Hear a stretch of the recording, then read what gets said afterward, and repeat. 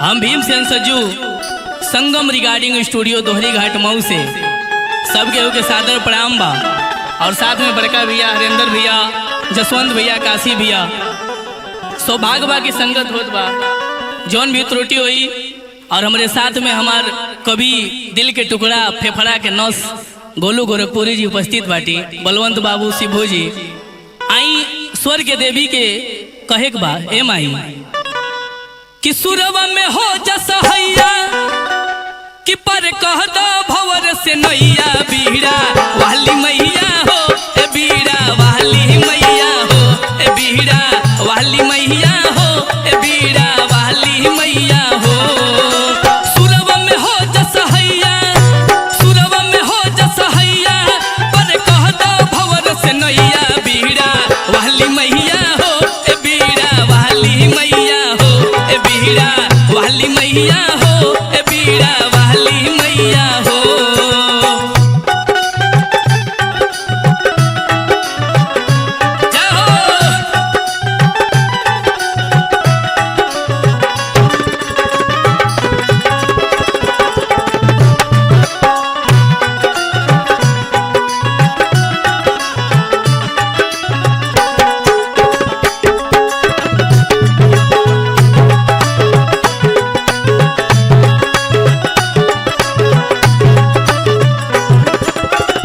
आगे भक्त कहता है माई ने हमके सुर बा ने ताल बा, सब आपके आशीर्वाद बा की गावत अटी। सुर नहीं ताल मैया नहीं आवाज बा, बेटवा के तोहरे पे माई विश्वास बा।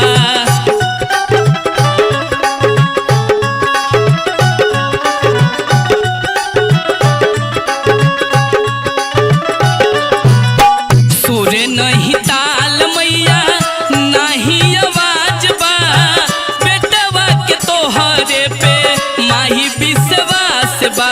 हऊ सुर के रचैया, सातों सुर के रचैया पर कह दो भवर से नैया बीड़ा वाली मैया हो ए बीड़ा वाली मैया हो ए बीड़ा वाली मैया हो ए बीड़ा वाली मैया हो।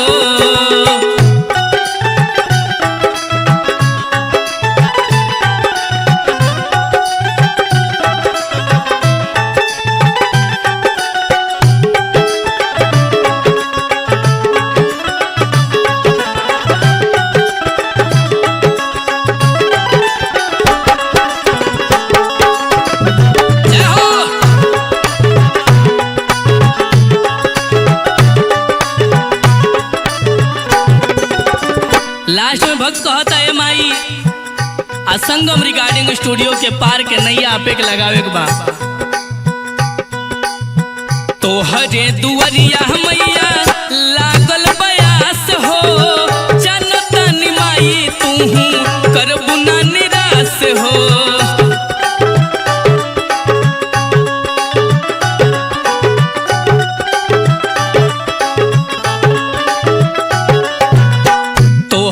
दुआरिया मैया लागल बयास हो, जनता निमाई तूहू करबू ना निराश हो।